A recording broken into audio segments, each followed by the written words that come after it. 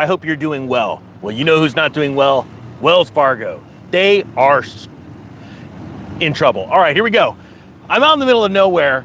I drove to Arizona to where I bought some of my first real estate flips and real estate long-term rentals, my cash flow rentals, to film for the course, real estate course. And there's a story out of CNBC entitled, Wells Fargo CEO warns of severance costs of nearly $1 billion in fourth quarter as layoffs loom. And I'm like, let's go do a live stream. Let's go and find a Wells Fargo. Well, guess what?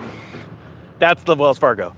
It's hard these days to find Wells Fargo standalone branches. So we're out here at a Smith's at the Wells Fargo. It's inside, and it gets awkward when I'm filming live streams inside of a grocery store. So we're gonna do it out here. With that being said, I am filming for the course. The course is being closed to all new enrollments as of January 1st. If you want, discount link is down below. All right, here we go. This is out of CNBC. It came out two hours ago. It says Wells Fargo CEO Charlie Scharf. And you guys know that Wells Fargo is really famous for doing illegal stuff. They get fined all the time. And it's really weird how I can't stand Wells Fargo. I can't stand Bank of America. It's just my personal preference. Let me know down below what you think about them. Let me know what banks you like. That's what people need to hear. But it's crazy how they keep lying to the public, faking accounts. And there's only so much time until all of a sudden it goes poof and the government needs to step in for a bailout. But honestly, I believe this time it's not going to be a bailout. It will be a bail-in. Dutch Brothers coffee. I've never had one. It's delightful.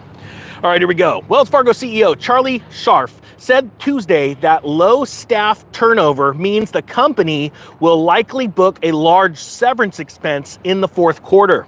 I wonder why he's bringing this up. He says, we're looking at something like $750 million to a little less than $1 billion of severance in the fourth quarter that we weren't anticipating. How do you run one of the largest banks in the nation and not anticipate this? And why are you bringing it out now? You have to think that there's something afoot here, right?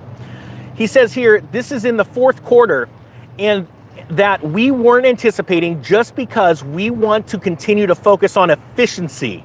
We're not being real efficient if all of a sudden you get smacked with a bunch of severance at the tune of $1 billion, you don't know where the money's gonna come from.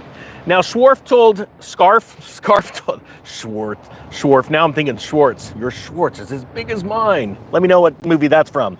Now, I wanna make sure this phone doesn't blow over. It's awkward. We're live, don't blow over. So this is Scharf told investors during a Goldman Sachs conference in New York. That expense, he says, is an accrual of worker layoffs that Wells Fargo expects to make next year. So now think about this. You have Wells Fargo laying off more and more people because the banking industry is dying, all right? They're closing branches. We've been talking about this for a year. And now they're concerned about the sheer amount of money they're gonna have to pay out for these layoffs. They were hoping that more and more people were just gonna quit and they wouldn't backfill their job. But now they have to lay them off and they have to pay that expense of layoffs. This is insanity. And why wouldn't people be quitting their jobs? Well, I'll tell you why. Because inflation is absolutely destroying households around this country and people are gripping onto whatever jobs they have and they're going out and getting more. Says here, Wells Fargo needs to get more aggressive managing headcount because employee attrition has slowed this year, Scharf asked. Well, this is very easy, Mr. Scharf. I know you went to some fancy school to be the CEO of a bank, but when inflation goes, people don't just quit their jobs. Ninja may, but you never know. I'm crazy. People need to actually hold on to what they have or they go and get 2 or 3 other jobs just to make ends meet. We're actually in a crisis. This is what it feels like. If you ever wanted to know what it was like to be in an economic crash, just walk around, talk to people.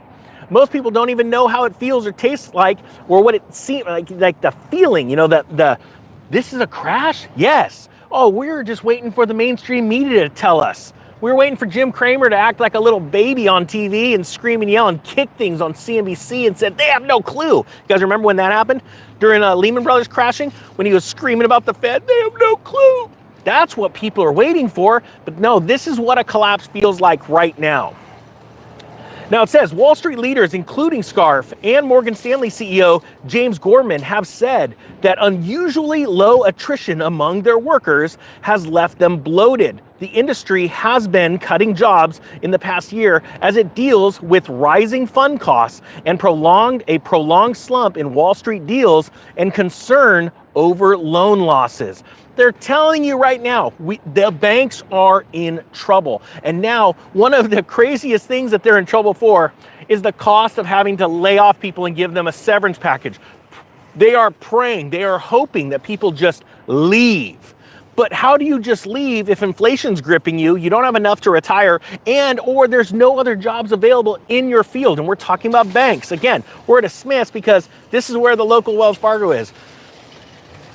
You can't make this up. And this is why we know as the banks get harsher and harsher and they're hitting, I mean, think about it. The Federal Reserve is literally bailing banks out right now. If you don't know how the Fed repo window works, you need to go figure it out real quick, because they are providing liquidity because the banks are illiquid. That is going to cause more and more banks to slow the amount of money they loan out in mortgages.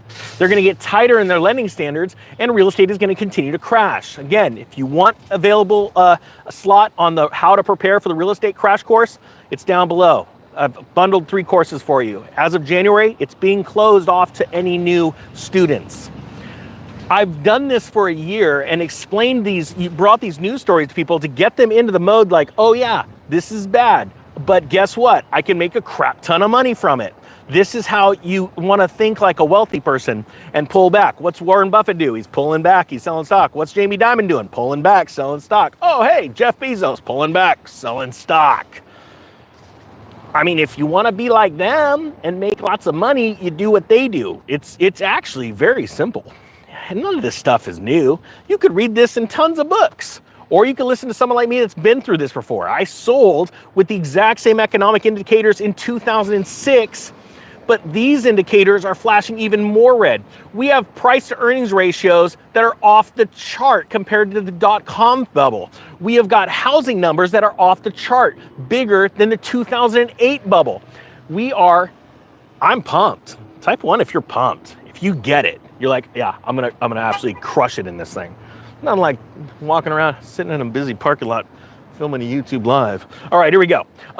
So Wells Fargo, the 4th biggest US bank by assets, was already among the most active in laying off workers this year, thanks in part to its retrenchment from the mortgage arena. The bank cut about 11,300 jobs so far in 2023, or 4.7% of its workforce, and had 227,000 employees as of September. You have a bank that has cut about 5% of its workforce already, and it is going to make more cuts next year. Do you know what's going to happen? There are companies all over the world that have, the nation, that have already cut over 10% of its workforce. I don't know how to explain this any better, but that's all right. There are a lot of people that just let reality smack them in the face. I heard a great analogy the other day. I used to tell you the analogy of the train, and you're standing on the train tracks, and there's a train coming. You're talking to your family or friend. I got the best life hack ever. Stop warning your family and friends. They don't want to listen to you. They don't care. Go warn strangers. At least you'll get someone to listen to you. But you see this train coming to them, and you're like, hey, you're going to get smacked by this train. They're like, I don't see a train, because they're looking behind you, and the tracks are clear because the train's coming that way. And you're wondering, why can't they see it? Well, here's the thing. The train is the same size, and as it gets closer and closer, it doesn't really change in size. It does a little bit. It just gets started taller, and then all of a sudden it's there. But what happens is you feel the vibrations on the tracks. I remember as a kid being able to listen to the tracks as the train was coming and hear that vibration, feel that vibration. And as it gets closer, everything starts to rumble. The ties start to move. The actual iron starts to jiggle just a little bit, move just a little bit. And before you know it, it's here, and all chaos is breaking loose. And I used to watch the trains go by, and the actual ties were moving, the flexing of the rails, the sheer weight and force of that train, that locomotive barreling through that track right there. But then it's too late. See, right now, Wells Fargo is showing you the vibrations are here. We're now at a point where not only losing money because of a lack of mortgages that we're putting out or other types of consumer loans, but now just the sheer force of the amount of money we've got to pay in severance packages are going to be too much pretty soon to bear. The world's banking system with Basel III is completely changed. Gold is at an all-time high right now. There's a reason for that. See, gold wasn't at an all-time high last time. It was trending down. the stock market's going up and a lot of people are fooled, but stock market's going up because people are scared and they're starved for yield. We're all going to see 2024 and it's going to be fireworks. The only question is, are you going to take advantage of it or are you going to sit on the sidelines and do nothing? Look, my name's the Economic Ninja. I know I'm on the Real Estate Ninja channel. This channel's been blowing up, thank heavens, because they've been holding back the other channel. I built that course to go big, to take students to a whole new level of making money during a real estate crash. And the question is, are you going to be ready for this? I put a link down below. I'm closing it off to all new students at this price point as of January 1st. If you want to get in now, cool. If not, the price is going up 10x and it's never coming down. I'm not joking. I gave this a year. I love all my students. I've learned so much from my students on how to teach even better, but it just blows me away with how many of you are absolutely not only getting ready for this crash, but you're already buying real estate right now because there are deals right now because prices are starting to come down and rents are meeting those. All right, with that being said, I thank you so much for watching. The Real Estate Ninja is out.